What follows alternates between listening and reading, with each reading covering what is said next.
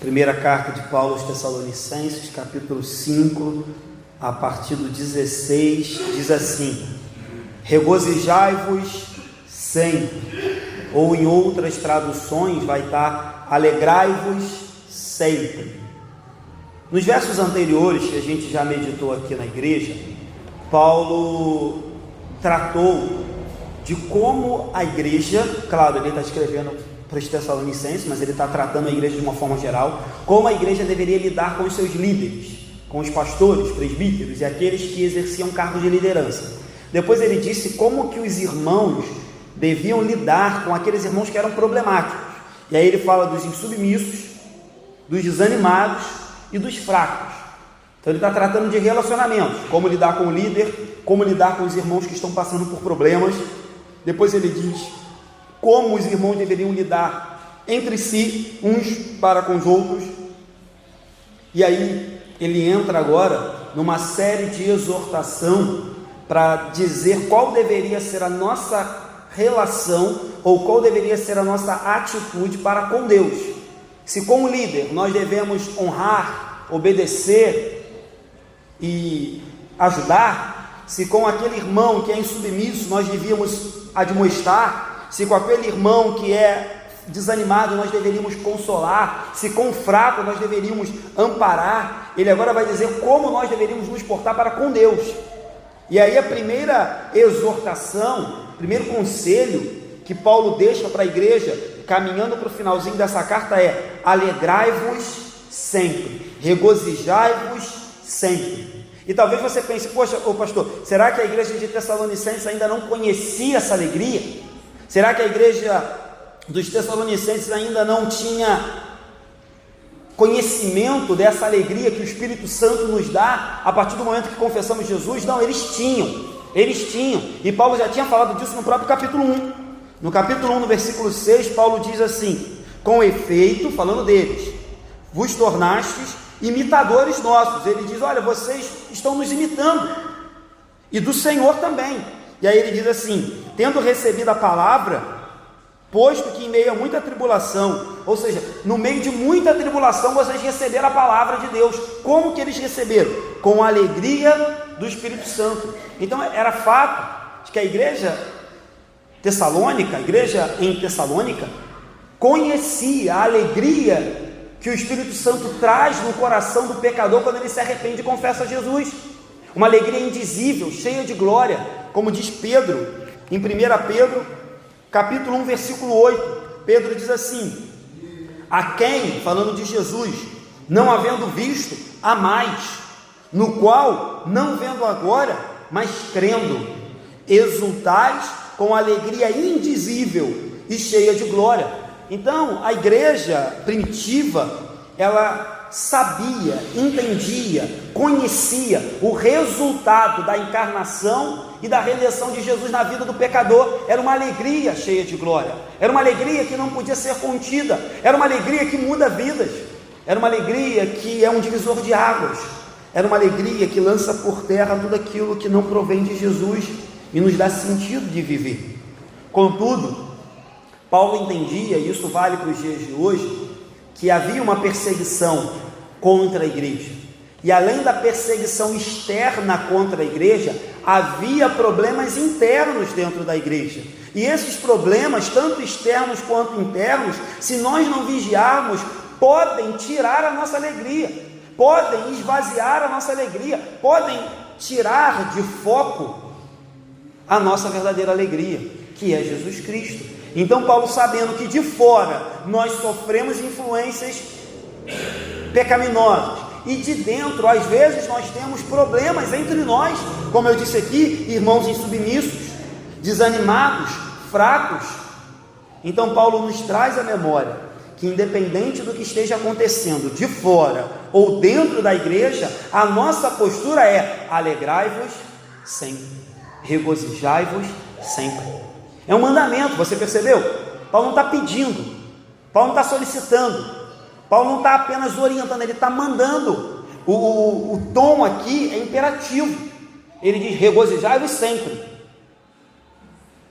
Paulo entendia que a alegria do crente é um mandamento, é uma ordenança. Ou mais, eu poderia dizer, Paulo entendia que a alegria do crente é uma pessoa, a alegria do crente é Cristo, a alegria do crente tem nome, a alegria do crente é certa, mesmo sabendo que de fora nós sofremos tentações, provações e ataques, e às vezes dentro nós temos problemas que tentam minar a nossa alegria.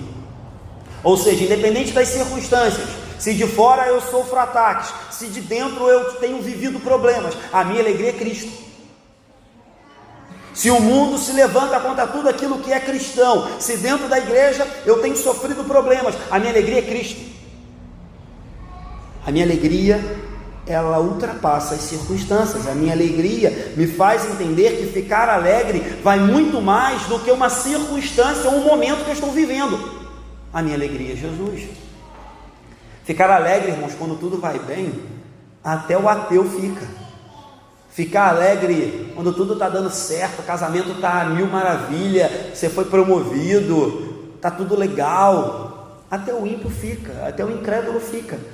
Mas entender que alegrar-se no Senhor é muito mais do que as circunstâncias, só os crentes conseguem. Só os crentes conseguem. Ah, pastor, é fácil? Como disse o Guilherme aqui, não é fácil. Assim como não é fácil perdoar, não é fácil viver uma vida alegre, independente das circunstâncias, porque somos seres humanos.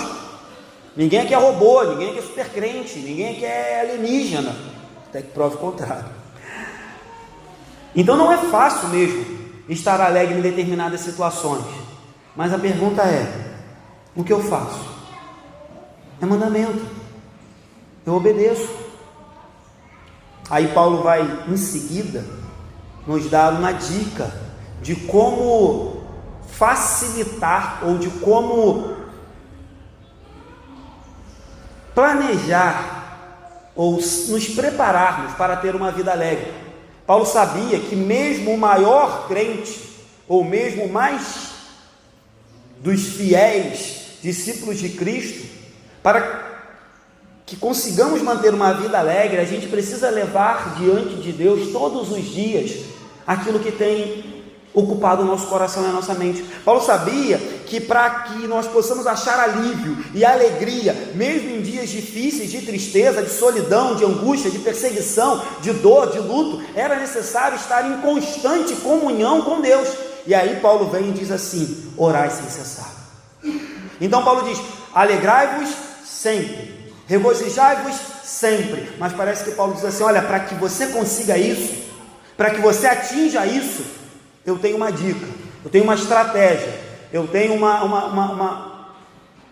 eu tenho aqui uma fórmula, eu tenho aqui uma ferramenta para que você alcance a alegria sempre. Como, pastor? Ore sem cessar. Leve diante de Deus todos os dias as suas súplicas, petições, agradecimentos, necessidades, problemas.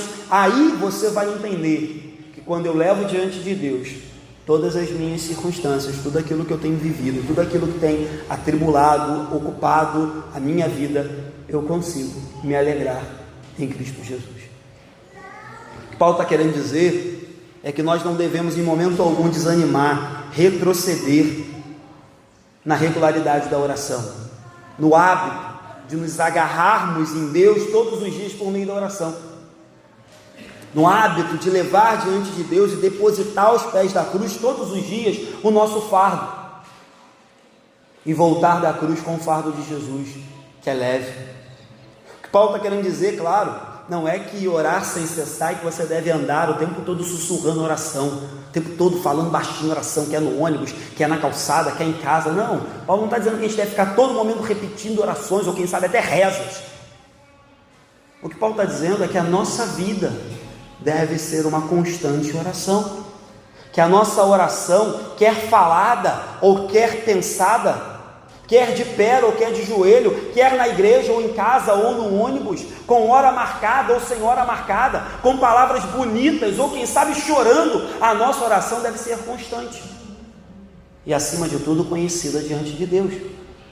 Às vezes a gente cria muita regra, a gente espiritualiza até demais, a gente cria uma religiosidade muito grande acerca disso. Então eu tenho que orar o tempo todo, eu tenho que fazer. Eu já confessei isso aqui. Eu já orei mais de 1 hora, irmãos, mas faz tempo que eu não oro mais de 1 hora, faz tempo que eu não faço orações mais longas assim, mas eu já participei de reuniões de oração, que era oração de 24 horas, então cada um tinha 1 hora, e era assim, você entrava para um quarto, começava a orar, e você só saía dali quando o seu substituto chegasse, e quando o substituto atrasava, ou quando ele dormia na madrugada, tinha gente que ia embora, 2 horas, claro, a gente fazia uma listazinha, né? Anotava os pedidos de oração, abria o olho, via os pedidos de oração, ia orando por vários temas, vários assuntos, mas faz tempo, muito tempo, faz ano que eu não oro 1 hora seguida. Isso me faz menos crente? Claro que não, mas eu tenho que entender que eu não posso, em momento algum, deixar de fazer conhecida diante de Deus a minha vida, por meio da oração, seja ela, repito, de joelho ou em pé, na praia ou na igreja, com hora marcada ou sem hora marcada, em voz alta ou sentado. Importante é mantermos uma vida de oração, porque orando sem cessar vai ser mais fácil ser alegre.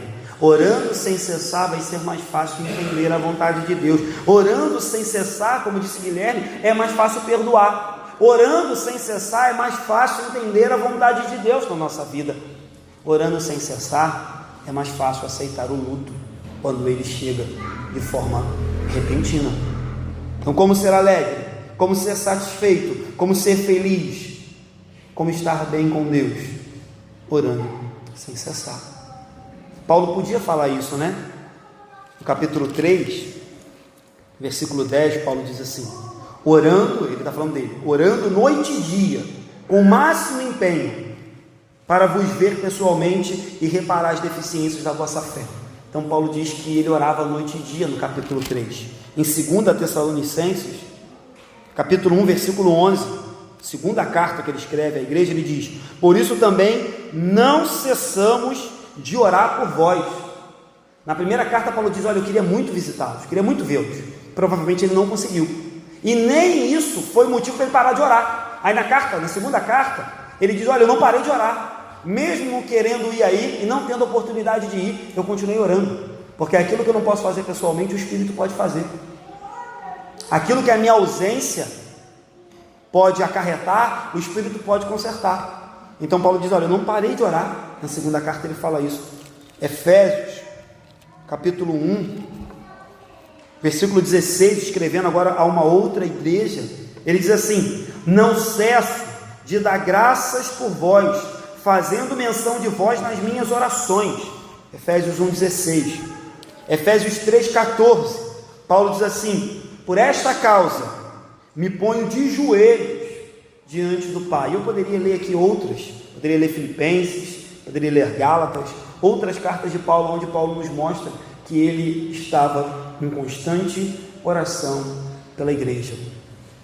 Esses dias agora aí, assim que eu recebi a notícia de que eu ia ficar 15 dias sem falar, deve ter sido nervoso, algo emocional, eu fiquei uns 3 dias e não dormi 2, 3 horas da manhã, e eu não sou assim não, eu não sou a minha esposa deita e dorme no segundo seguinte, dorme até conversando, mas eu durmo bem, gosto de dormir, mas nesses dias eu fiquei uns 2, 3 dias ou mais, e não dormi 3, 4 horas da manhã. Irmãos, é ruim, mas eu orei por tudo que você imaginar. Olha, eu já estava orando até por coisa que eu já tinha orado de novo, e o sono não vinha. Eu não sei se você tem essa experiência, eu tenho. É só você começar a orar que o sono vem. Mas nesses dias, rapaz, eu orei até 3 horas da manhã e não tinha mais o que orar. E aí eu comecei a fazer igual nossos irmãos pentecostais, né? Eu falei assim: não, fala comigo, pô. Não consigo dormir. Já orei por todo mundo que eu lembro, até porque eu não lembro, eu já orei. Já voltei minha lista. Então fala comigo. Enfim, Deus me deu sono lá para as 3 horas da manhã. Mas nem sempre, queridos, vai ser necessário Deus te acordar de madrugada. Se Deus te acordar de madrugada, Denilson falava para mim ontem ali, Denilson falou: pastor, hoje eu tenho uma reunião de oração que começa às 4 horas da manhã. Eu falei: como? É uma reunião de oração que começa às 4. Eu falei: Deus te abençoe, Denilson. Aproveita que a fila está menor de madrugada e ora pela minha vida, porque de 4 horas eu confesso que eu não acordo, 4 horas. Mas Denilson falou: pastor, a reunião começa às 4, vai acabar lá para as 7, 8, aí eu venho direto para o culto fúnebre. Eu falei: tá bom, que Deus te abençoe. Então, queridos, isso também me conforta, porque eu sei que quando eu não estou orando, tem alguém orando. Isso não me isenta da minha responsabilidade de orar, mas eu tenho certeza que o que me mantém de pé como pastor dessa igreja e o que mantém a minha espiritualidade saudável não é só as minhas orações, elas são importantes, mas é saber que eu tenho outros irmãos que oram pela minha vida, independente da hora, independente do lugar. Fico muito satisfeito quando venho na reunião de oração, os irmãos sempre lembram da minha vida na oração, mas eu tenho certeza que outros irmãos que não vêm na reunião de oração fazem o mesmo. Então, orar sem cessar é orar a todo momento, entendendo que independente das circunstâncias que estejamos vivendo, a oração nos leva a nos alegrar a todo momento. Versículo 18: em tudo dai graças, porque esta é a vontade de Deus em Cristo Jesus para convosco. Logo em sequência, Paulo diz: alegrai-vos sempre, orai sem cessar, e aí ele diz: em tudo dai graças. Parece que essas coisas estão interligadas. Parece que o que Paulo está querendo dizer é: olha, se alegre, independente das circunstâncias, ore em todo momento, para que essa alegria seja verdade na vida de vocês, e durante essa oração, independente das circunstâncias, dai graças, agradeça. Parece que Paulo está querendo dizer o seguinte: olha, aquele que ora sem dar graça, não entendeu o propósito da oração. Aquele que ora, e mesmo antes de saber a resposta de Deus, não agradece, não entendeu o propósito da oração. Pastor, mas como isso? Eu vou orar pedindo alguma coisa, e antes mesmo de saber se Deus vai fazer ou não, eu agradeço? Sim, porque como eu sempre digo aqui, a oração não é para mover Deus, a oração não é para chantagear Deus, a oração não é para barganhar com Deus, a oração é para confortar, consolar e conduzir o nosso coração à vontade de Deus, que já está estabelecida antes da fundação dos séculos. Então eu oro e já agradeço. Aquele que ora sem dar graças, aquele que ora sem agradecer, aquele que ora sem no final da oração se dar por satisfeito, dizendo todavia seja feita a tua vontade, não entendeu o sentido da oração. E nós poderíamos dizer, quem sabe até, que ele perdeu a eficácia da oração, porque se a eficácia final da oração é confortar o nosso coração, para que quando a resposta vier, nós estejamos tranquilos, se você não agradece, a eficácia da oração não tem valia na sua vida, porque você não agradeceu, porque você orou e acha que aquela oração só tem eficácia se a sua vontade for atendida, mas não é assim. Então Paulo diz: olha, quando uma pessoa ora sem dar graças, ou ela não entendeu o sentido da oração, ou ela com certeza impediu a eficácia daquela oração na vida dela. Ela impediu que aquela oração consolasse o seu coração. Por isso que Paulo diz: em tudo dai graças. E aí, se a gente lembrar de Paulo, o tudo de Paulo era tribulação, angústia, perseguição, fome, nudez. Tem uma passagem bíblica que ele fala isso. Esse era o tudo de Paulo. Então Paulo diz: alegrai-vos sempre, orai sem cessar, e em tudo dai graças. Em tudo, porque a alegria do cristão não depende das circunstâncias. A oração é a ferramenta, o instrumento que Deus nos deu para estar sempre alegre e satisfeito no que Ele faz na nossa vida. E dar graças é a maneira de dizer para Ele que nós entendemos que tudo que Ele faz é bom, é perfeito e é agradável nas nossas vidas. O cristão, ele é mais que vencedor. O cristão, ele é um vencedor, como muitos gostam de cantar, colocar no carro, tatuar no braço, não porque tudo vai bem. O cristão é mais do que vencedor, não porque ele é protegido por Deus. O cristão entende que ele é mais do que vencedor, porque ele vence toda e qualquer circunstância. Ele é mais do que vencedor, porque ele entende que todas as coisas contribuem para o bem daqueles que amam a Deus. Ele entende que todos os acontecimentos da vida dele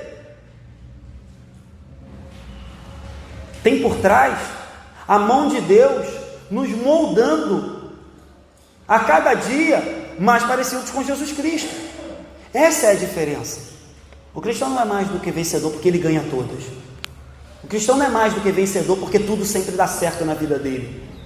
O cristão é mais do que vencedor porque ele entende que onde quer que ele esteja, Deus está trabalhando para fazê-lo mais parecido com Jesus. Quer no deserto, quer no manancial, quer na doença, quer na saúde, na alegria e na tristeza, na fome ou na fartura, todas as coisas estão contribuindo para que eu me torne mais parecido com Jesus.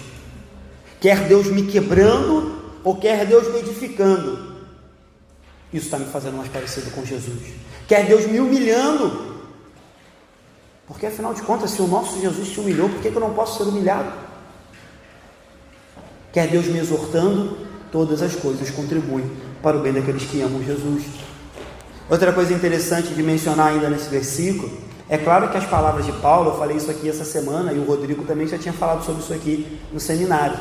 Nós somos iluminados quando lemos, quando pregamos e quando meditamos nas Escrituras, mas os apóstolos, eles eram inspirados pelo Espírito Santo. Então é claro que o que Paulo está escrevendo aqui é inspirado, o que ele está falando aqui é a palavra de Deus, mas Paulo faz questão de chegar no finalzinho, depois de dizer: alegrai-vos sempre, orai sem cessar, em tudo dai graças. Ele faz questão de dizer, porque essa é a vontade de Deus. É como se Paulo estivesse dizendo: olha, não é só um conselho meu não, hein? Não é só uma orientação minha não, essa, alegrai-vos sem cessar, alegrai-vos sempre, orai sem cessar, em tudo dai graças, é a vontade de Deus em Cristo Jesus para convosco. E aí, de novo, a gente faz uma autoavaliação da nossa vida e se pergunta: tenho me alegrado sempre? Tenho orado sem cessar? Tenho agradecido a Deus em todos os momentos da minha vida? Por que, pastor? Porque o Senhor está falando? Porque Paulo está dizendo? Não, porque essa é a vontade de Deus em Cristo Jesus para a nossa vida. Não é porque eu estou falando, não é porque eu estou pregando, não é porque eu estou dizendo, é porque Deus deseja que assim seja, porque o dono da nossa vida, o nosso Senhor, aquele que nos comprou, aquele que nos redimiu, aquele que nos salvou, aquele que nos tirou daquela vida miserável e maldita que nós vivíamos, essa é a vontade dele. Se essa é a vontade dele, ela tem que ser cumprida. Se essa é a vontade dele, a gente se submete. Se essa é a vontade dele, a gente diz: Senhor, nos ajuda.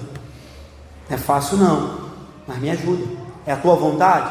Se é a tua vontade, ela vai ser exercida na minha vida, então eu me submeto. Se é a tua vontade, eu me humilho e aceito.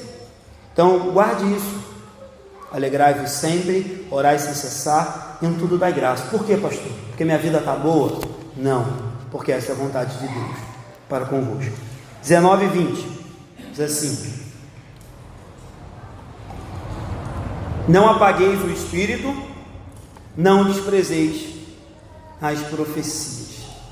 Paulo agora vai entrar numa pequena sériezinha de admoestações acerca da nossa situação para com o Espírito Santo. Então ele falou como deveríamos lidar com os líderes, como deveríamos tratar os irmãos que estão passando por problema, como deveríamos lidar uns com os outros, inclusive com os de fora da igreja. Ele fala isso, que não devemos retribuir o mal com o mal, mas sempre buscar o bem para com todos. Paulo falou isso no versículo 15, e agora no versículo 19 ele vai entrar numa sériezinha, 19, 20, 21, numa série de orientação acerca da nossa relação com o Espírito. E ele começa dizendo no versículo 19 que nós não devemos apagar o Espírito. E aí muitas respostas poderiam ser dadas, e muitas teorias poderiam ser levantadas acerca desse versículo, mas eu prefiro entender e acreditar que a gente apaga o Espírito nesse contexto quando a gente não faz o que Paulo acabou de falar, quando a gente não se alegra sempre, quando a gente deixa de orar sem cessar, quando a gente deixa de agradecer a Deus por tudo que Ele tem feito na nossa vida, automaticamente nós estamos apagando o Espírito. Quando a gente deixa de obedecer, quando Paulo diz, porque essa é a vontade de Deus, logo se a gente não faz a vontade de Deus, a gente é o quê? Desobediente. Quando a gente deixa de obedecer a Deus, deixa de orar, deixa de se alegrar e deixa de ser grato, automaticamente você está apagando o Espírito. Algumas pessoas vão achar que por sermos tradicionais a gente apaga o Espírito, por não batermos o pé no chão e não falarmos aqui uma revelação, nós estamos apagando o Espírito.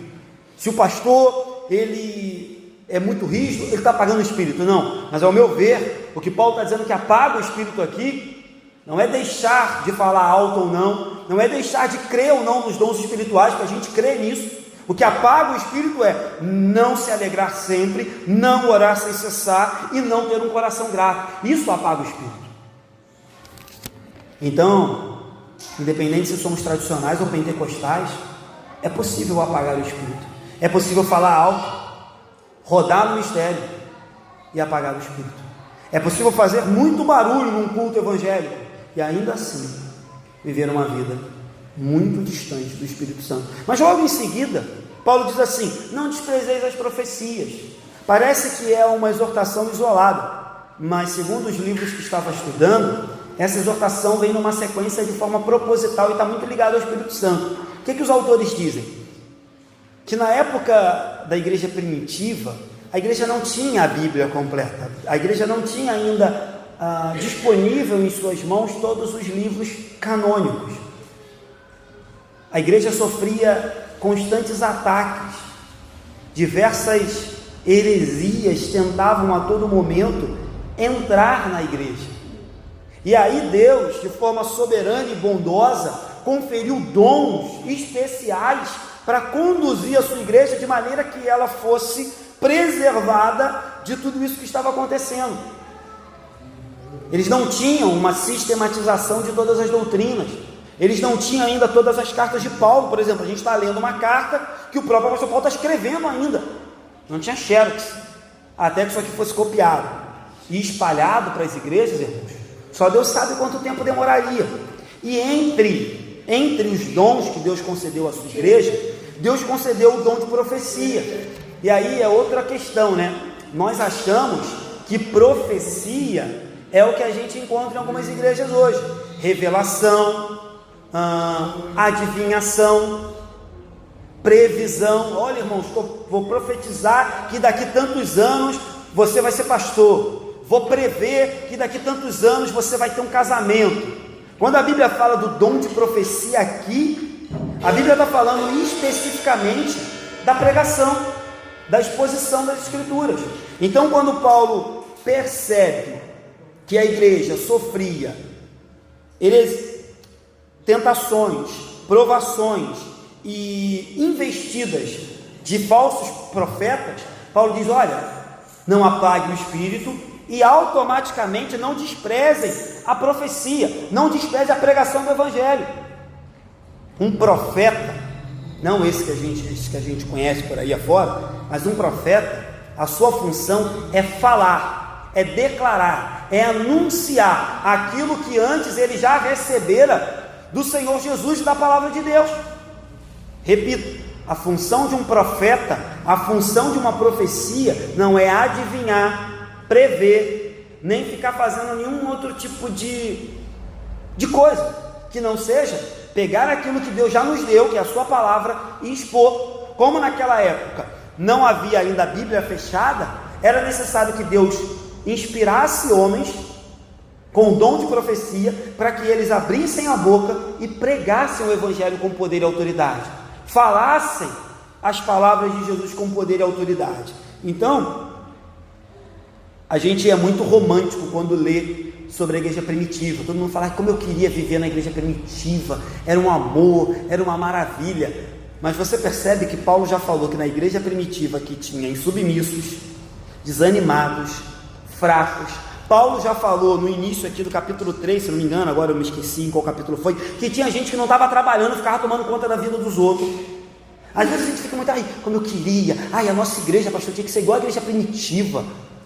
Irmãos, havia coisa linda e poderosa na igreja primitiva, mas também tinha problema, e o problema que estava aqui era que muita gente estava desprezando a pregação do Evangelho. Muita gente da igreja estava apagando o espírito, sem se alegrar, sem orar, sem agradecer, e quando os homens de Deus se colocavam para pregar, eles menosprezavam, eles desprezavam. Eles não queriam o Evangelho, eles não queriam a palavra pura e genuína. Então, às vezes, a gente é muito romântico com a igreja primitiva, mas você percebe que não é de hoje que a igreja passa por problemas. E o que é mais interessante disso é saber que ela nunca deixou de ser igreja. Ela nunca deixou de ser igreja. Ela nunca foi vencida. Ela nunca foi derrotada. Os problemas sempre existiram. Afinal de contas, a igreja sempre foi formada por pecadores. Com exceção de Jesus, todos os que vieram depois dele são pecadores. Logo, os problemas surgiram desde aquela época, desde o início. Então, era uma atitude deplorável e continua sendo uma atitude deplorável, porque todas as vezes, e aí de novo, a gente tem que guardar as devidas proporções. A gente tem que guardar as devidas proporções. A gente não sai por aí ouvindo qualquer tipo de profetada, mas todas as vezes que a Bíblia é aberta, explicada, exposta, aplicada no meu coração e no seu coração, é uma profecia que eu devo receber.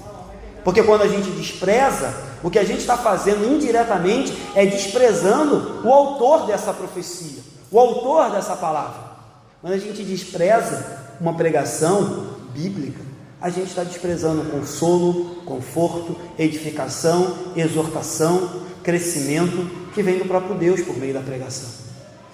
Então é importante falar disso nos dias de hoje, porque se de um lado eu acho que os irmãos não devem acreditar em qualquer profetada ou em qualquer profecia, de outro lado, os irmãos devem estar sempre atentos para aquilo que é pregado e anunciado no púlpito.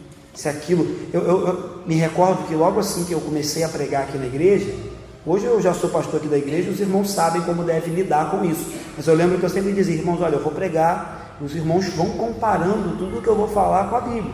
Se eu falar alguma coisa que não está de acordo com o versículo bíblico, rejeite. E às vezes nem é heresia, mas às vezes o pastor pega um versículo que diz assim, orai sem cessar, aí ele vai falar sobre adultério. Ele não está falando uma heresia, mas ele pegou um texto que fala orai sem cessar e vai falar sobre adultério. Ele está pegando um texto e está pregando algo totalmente fora de contexto, então inclusive isso tem que ser avaliado. Calma aí, o pastor pegou um texto que fala ora sem cessar. Ele está falando de louvor, cara. Falando da situação política do país, ainda que a gente tenha que orar por essas coisas também. Então até isso a gente tem que avaliar. Então a gente tem que tomar cuidado. O motivo para que desde aquela época, inclusive hoje, muitos desprezem a pregação do Evangelho ou a profecia, é que aonde Deus planta o trigo, Satanás planta o joio. Aonde Deus levanta uma igreja, Satanás abre uma sinagoga. Aonde Deus levanta homens comprometidos com a palavra, Satanás levanta falsos profetas que pregam aquilo que o coração e o ouvido quer ouvir. Por isso que desde aquela época, constantemente as pessoas desprezam o Evangelho puro e genuíno. Por isso que desde aquela época as pessoas preferem novidade, oba-oba. Não é de hoje. Por isso nós devemos restaurar a supremacia da palavra de Deus. Por isso nós devemos trazer de volta a primazia da pregação no culto. A pregação, ela tem que ter total prioridade no culto. A pregação, ela tem que ter total proeminência no culto. Claro, a pregação que exalta Jesus, a pregação que revela ao nosso coração a vontade de Deus. Essa tem que ter primazia. A autoajuda, a pregação que só massageia o nosso ego, essa a gente deixa para os psicólogos.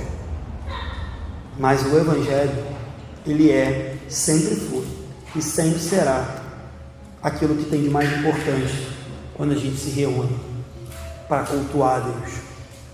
Então, não apaguem o espírito. Como? Deixando de se alegrar, deixando de orar e deixando de ser grato. Em consequência, não apagando o espírito, não despreze a profecia. Alguém cheio do Espírito Santo vai conseguir discernir se aquela pregação ou se aquela profecia é bíblica ou não, convém ou não.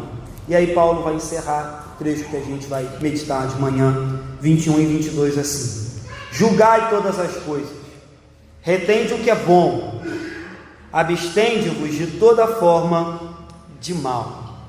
Então qual é o conselho de Paulo? Diante de uma pregação, diante de uma profecia, você com certeza já deve ter escutado pessoas dizer: olha, não julga o pastor não, só Deus pode me julgar. Você já deve ter escutado essas balelas. Paulo diz o contrário. Paulo diz: olha, diante de uma profecia, diante de uma pregação, diante de uma exposição, vocês têm que fazer uma coisa: ter discernimento espiritual. E como que você executa esse discernimento? Você julga o que você está ouvindo. Eu já falei isso aqui na igreja. O problema é que a gente acha que a palavra julgar, ela só tem a conotação de dar sentença. Os advogados aqui podem falar sobre isso. Falou de julgamento, você acha que é sentença. Mas julgar também pode ser avaliar, examinar, consultar. Julgar pode ser tomar uma decisão. Olha, eu ouvi o que foi dito e eu julguei que eu não quero isso para a minha vida. Eu ouvi o que foi dito e eu julguei que isso não condiz com a Bíblia. Eu ouvi o que foi dito, eu examinei e eu cheguei à conclusão que isso não é de Deus. Então julgar é mandamento, julgar é bíblico. Mas a gente vem de uma época em que o interessante é emburrecer a igreja, o interessante é manipular a igreja, o interessante é fazer dos crentes massa de manobra. E qual a melhor maneira de fazer o crente massa de manobra? Não julgue, balance a cabeça e acredite em tudo que o seu líder espiritual falar. É assim que o governo vem fazendo há anos com os nossos jovens e crianças. Eles não ensinam, eles ficam burros, eles balançam a cabeça para tudo que o governo faz. É assim. E a igreja é a mesma coisa. Eles não ensinam o evangelho, eles não ensinam os crentes a examinar todas as coisas, eles não ensinam o crente a conferir na Bíblia, e aí o crente fica oprimido, burro, ignorante e manipulado por qualquer charlatão. Paulo diz: não, diante das profecias, diante da pregação, diante de um pastor expondo o evangelho, julguem todas as coisas. A gente não pode, de uma forma geral, julgar o que se passa no coração da pessoa, dizer: eu tenho certeza que Guilherme fez aquilo de propósito, de maldade. Isso eu não posso dizer, porque o que se passa no coração de Guilherme, a não ser que Deus me dê uma revelação extra-bíblica, eu não posso discernir. Mas toda vez que Guilherme subir aqui, abrir a Bíblia e falar, aí eu posso julgar, porque ele falou, ele expôs o que ele pensa, o que ele acha. Então eu não julgo: fulano vai para o inferno, porque... não, eu não julgo o destino de fulano, nem o que se passa no coração e na mente de fulano, porque eu não posso entrar lá. Mas se você fala, você me deu uma resposta, e essa resposta foi mal educada e atravessada, eu posso julgar a maneira que você me tratou e dizer: olha, a maneira que você me tratou, ela não é cristã, ela não é correta. Então a gente tem que separar isso também. Não estou dizendo aqui para você julgar os motivos das pessoas. Fulano fez isso porque ele é ruim, fulano fez isso de maldade. Pode ser que não, pode ser que fulano tenha realmente falhado naquele dia, pode ser que fulano não tenha estudado a Bíblia e tenha falado uma besteira sem querer. Um pastor deveria estudar a Bíblia e não falar besteira, mas tudo bem. A gente não julga o coração nem as intenções de ninguém a princípio, mas a gente tem todo o direito de pegar aquilo que nos está sendo falado, aconselhado, exortado, e conferir com a palavra de Deus. O verdadeiro profeta, o verdadeiro pregador, o verdadeiro expositor da palavra, ele jamais vai contra a palavra de Deus. É a maneira da gente avaliar. Isso que o pastor está falando vai contra a palavra de Deus? Então isso não é para a minha vida.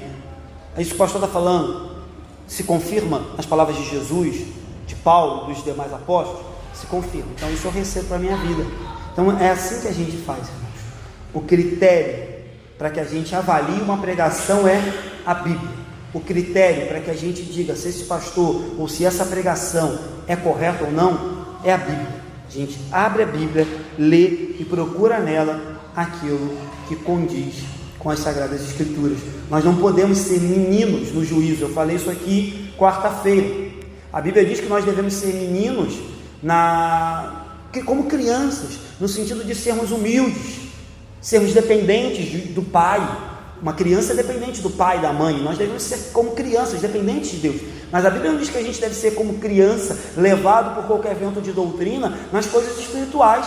A Bíblia diz que nas coisas espirituais nós devemos amadurecer, devemos buscar a plenitude, a varonilidade, a semelhança de Jesus. Foi isso que a gente estudou quarta-feira. Então Paulo diz: olha, o critério é: vá para a Bíblia e avalie se aquilo que está sendo dito está de acordo com a palavra de Deus. E o que fazer depois de avaliar? Retenha o que é bom e se abstenha de tudo aquilo que é mal. Qualquer doutrina qualquer prática, qualquer ensinamento, qualquer conselho é bom, assim como Jesus era bom, eu guardo. Não é bom, eu me abstenho, eu lanço fora, eu não adoto na minha vida. Então o que devemos fazer? Caminhando para o final, em vez de menosprezar toda e qualquer palavra, toda e qualquer profecia, toda e qualquer pregação, quando eu falo profecia, estou falando de pregação, é isso que eu creio. As profecias de hoje para mim são pregações, exposições. Então, em vez de menosprezar qualquer profeta, quando falo profeta, falo qualquer pessoa que abre a Bíblia e expõe ela com fidelidade. Então, em vez de menosprezar qualquer... Ah, pastor, mas tem muita igreja abusando das profecias. Não importa. Não importa o que as igrejas fazem. Ah, tem um monte de gente se auto-intitulando profeta. Não importa. O que eu faço é avaliar um a um e ver se aquilo condiz ou não com as Sagradas Escrituras. Em vez de adotar tudo, ou em vez de rejeitar tudo, eu pego cada palavra que me é dita, levo para a Bíblia e passo na peneira da Bíblia. A Bíblia é minha peneira, a Bíblia é minha lupa, a Bíblia é meu teste final. E desta maneira, viveremos uma vida onde o Espírito não é apagado. Amém? Terminar? Foram alguns versículos, eu vou citar rapidamente aqui, só para os irmãos gravarem algumas aplicações.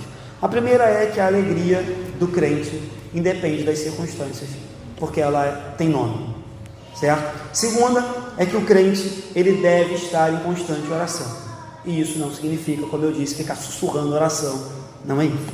Terceira é que o crente, ele deve ser grato por tudo, tudo, até nos momentos difíceis. Quarta é que o crente deve viver no Espírito e não apagar. E a gente aprendeu aqui que apagar o Espírito não é se você é um crente avivado ou menos avivado. Apagar o Espírito é não fazer o que é a vontade de Deus em Cristo Jesus para mim, para a sua vida, que está nos versículos que a gente estudou. E por último, um crente deve, assim como os crentes de Bereia, sim, julgar todas as coisas. E aí eu poderia ir além, não é só pregação. Você está assistindo uma novela, você está assistindo um filme, uma série, ouvindo uma música, seja o que for, irmãos, julgue todas as coisas de acordo com a palavra de Deus. E aí você vai ter um filtro para avaliar. Convém assistir essa novela? Convém assistir esse filme? Convém ouvir essa música? Convém frequentar tal lugar? Julgue todas as coisas. Se você não julga, você aceita qualquer coisa, ou você rejeita tudo. Ah, vou rejeitar tudo. Talvez seja uma bênção de Deus, talvez seja uma coisa boa de Deus, mas você simplesmente rejeitou, sem antes julgar. Então julgue todas as coisas, retenha o que é bom, e o que for mal, lance fora. Amém? Vamos terminar?